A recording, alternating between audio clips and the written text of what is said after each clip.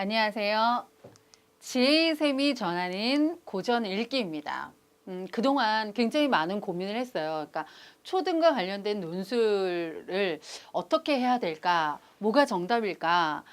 대입만 하던 저희 지혜쌤에서 초등을 과연 어떻게 하는 것이 좋을까라고 해서 굉장히 많은 시행착오 끝에 참 아이러니하게도 처음으로 원점으로 다시 돌아왔습니다. 그래서 초등과 관련돼서 고민하시는 학부모님들께 고전 읽기를 추천을 해드리고 싶습니다. 왜냐하면 당연히 고전인가, 왜 고전인가, 이거는 근데 대부분 아실 거예요. 그래서 제 친구들이 대부분 이제 초등학교, 중학교 학부모들이기 때문에 문자를 다 돌리거나 얘기를 했어요. 너네들은 고전 읽히고 싶니? 왜? 첫 번째, 삶의 이치잖아. 그것이 우리 살아가는 데의 이야기잖아. 그래서 나는 우리 아이들을 조금 현명하게 키우고 싶어 라고 하는 학부모님들의 말도 있었고, 사실 그것들이 다 어차피 학교 교과에 반영이 되어 있잖아.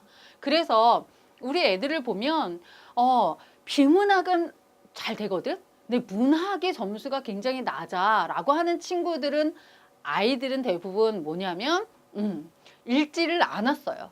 그러니까 그 안에 함축적인 의미 이런 거를 뽑아내기 어려우니까 단기간에 점수를 올리기 어려운 거죠.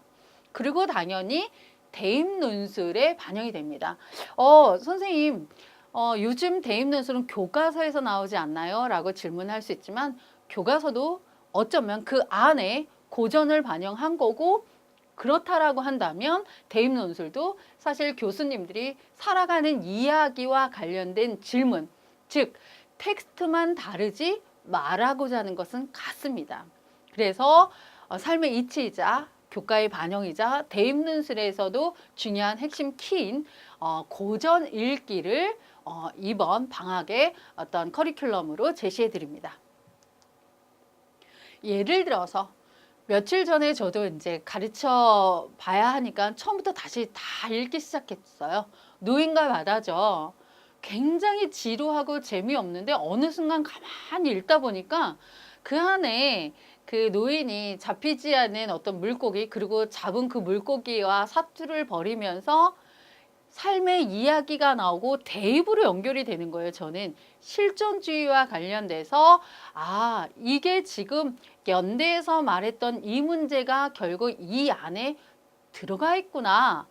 그런데 어려울까 봐 이 책은 초등, 중등에 맞춰서 굉장히 쉽게 어떤 풀이해 놓은 글이기 때문에 함께 아이들과 읽고 논의하기에 좋지 않을까라는 생각을 했습니다. 그래서 80선, 80선이라고 얘기하지만 하나하나 읽어가다 보면 어느 순간 다 읽게 돼요. 저도 그렇게 사실은 책을 많이 읽지는 않거든요. 아무래도 가르치면서 제 신문을 워낙 많이 읽어내야 되니까 오히려 이런 고전을 읽기가 쉽지가 않았는데, 하루에 두세 권, 물론 어른이다라 그렇긴 하지만 내용이 그렇게 어렵거나 그렇지 않아서 함께 읽어내면 충분하게 다 읽어내지 않을까라는 생각을 합니다. 그 다음에 그래요. 고전 중요한 거 알겠어요. 우리 아이도 고전 읽히고 싶죠. 그런데 대체 읽질 않아요. 그러니까 읽기 자체가 힘들어요. 저희 아는 책 읽기를 줄여요. 어떻게 할까요? 라고 하는 질문이 두 번째겠죠. 어쩌면 고전 왜 읽나? 그거는 고민하지 않으셔도 바로 답이 나올 것 같은데 바로 이 부분입니다.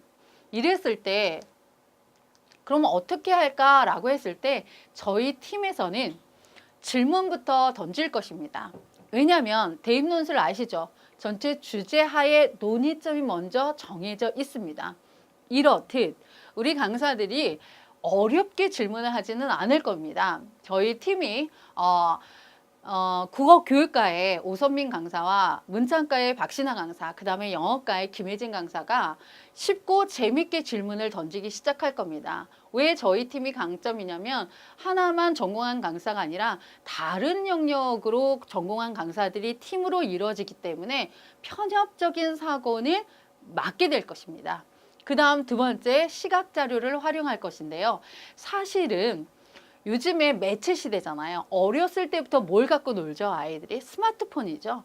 스마트폰을 갖고 논 아이들한테 갑자기 텍스트를 주면서 너 이렇게 두꺼운 책 빨리 읽어 라고 하는 것도 어쩌면 시대의 폭력일 수도 있거든요. 그렇기 때문에 주변의 이야기로 질문을 던지면서 시각 자료를 충분하게 활용할 것입니다. 대학에서는 그림을 읽어낼 수 있는지 도표를 읽어낼 수 있는지도 테스트하고 있거든요. 따라서 텍스트만 갖고는 시대에 부합하지 않습니다. 물론 제가 며칠 전부터 계속 이제 사이트에서 다양한 사이트에서 클릭해서 다 들어가니까 굉장히 재밌고 단순한 시각뿐만 아니라 화면을 통해서 자기 모습을 보고 책도 그렇게 읽고 하는 것들을 봤는데 저희가 활용하는 시각 자료는 논의와 관련된 시각 자료로 이루어질 것입니다. 그래서 텍스트와 질문과 시각 자료를 함께하고 하고자 하는 말 정리를 하게 될 것입니다. 뒤에 저희 GSM만의 어떤 경쟁력을 다시 말씀을 드리겠습니다.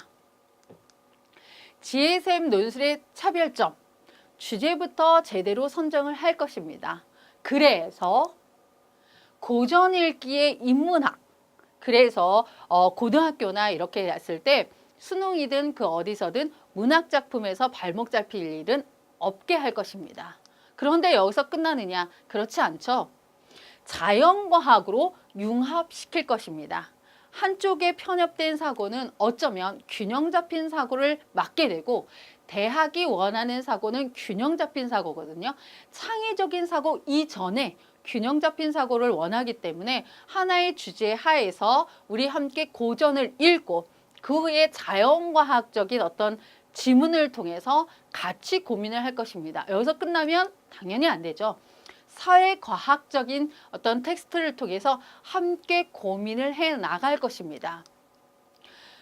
주제와 논의점을 찾고 그 다음에 비교 분석을 통해서 설명하게 이끌어낼 것입니다. 이거 너무 어렵지 않을까요?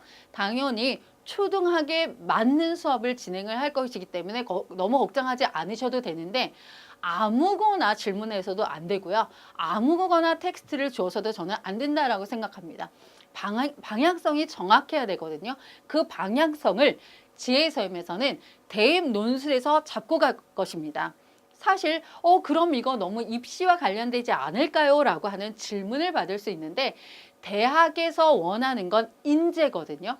그 인재는 어떤 인재냐면 균형 잡힌, 그래서 하나의 주제에 대해서 인문학적으로, 자연과학적으로, 사회과학적으로 두루두루 함께 고민할 수 있는 인재, 융합형 인재, 그리고 그거에 대해서 근거를 제시해서 논리를 펼칠 수 있는 학생을 원한다는 측면에서 어쩌면 대입 논술은 인재상이고, 그리고 사실 어머니들도 우리 아이가 특별하게 돈을 많이 버는 인재, 그런 것이 아니라 이 시대에 잘 따라가고 이끌 수 있고 그 다음에 잘 적응해서 현명한 선택을 하기를 원하셔서 독서 논술을 시킨다는 측면에서 본다면 저희가 추구하는 방향과 일치하지 않을까라는 생각을 합니다. 그래서 주제와 논의점을 잘 찾고 그 다음에 비교 분석을 통해서 편협된 사고가 아닌 균형 잡힌 사고를 이끌어낼 것입니다. 하나의 샘플을 보여드린다면 연세대가 바로 이런 걸로 질문을 던집니다. 예를 들어서 쉽게 한번 보겠습니다.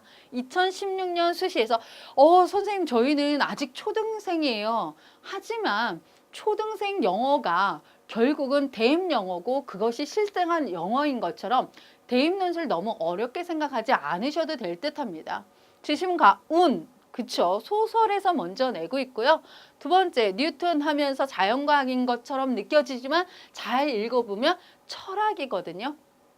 그래서 고전, 그 다음에 철학, 재심은 다에서는 사회과학, 그 다음에 재심은 라에서는 심리학, 이렇게 하나의 주제에 대해서 재심 자체가 어려운 게 아니라 딱 봐도 이건 제가 볼 땐 중학생들도 읽어낼 수 있어요. 어린 모차르트는 그의 경쟁자인 누나를 어쩌고 저쩌고 이렇게 해서 재심은 가에서는 고전으로 시작해서 재심은 라에서는 철학, 재심은 다에서는 사회가, 재심은 라에서는 심리학, 이렇게 해서 하나의 주제에 대해서 여러 가지로 한 번 더 읽어낼 수 있니? 라고 하는 걸 저희는 초등 논술로 갖고 와서 쉬운 고전으로 시작해서 그 다음에 선생님들의 어떤 협의를 거쳐서 비문학의 다양한 영역을 통해서 함께 고민해서 답을 도출하는, 여기서의 답이다라고 하는 건 그냥 딱 정확한 답이라기보다는 전체 주제에 대해서 너의 생각을 펼쳐낼 수 있는 어떤 답을 같이 고민하도록 노력을 할 것입니다. 지혜샘의 강사진을 그러면 소개를 한번 해드리겠습니다. 영어과의 김혜진 선생님 있고요. 그 다음에 국어교육과의 오선민 선생님, 그 다음에 문창과의 박신아 선생님, 그리고 저 교육학 석사인 저까지 뭉쳐서 굉장히 초등 논술과 관련돼서 질 좋고 그 다음에 학생들에게 다가가기 쉬운 그러한 초등 논술로 여러분께 선보일 것입니다. 따라서 저희 지혜쌤을 믿고 맡겨주신다라고 한다면 그 안에서 단순한 논리만이 아닌, 당연히 논리 중요하거든요. 논리와 그 안에서의 깊이까지 이 두 가지를 접목한 초등 논술로 선보일 것입니다. 여기까지 지혜쌤 원장 유주미였습니다. 감사합니다.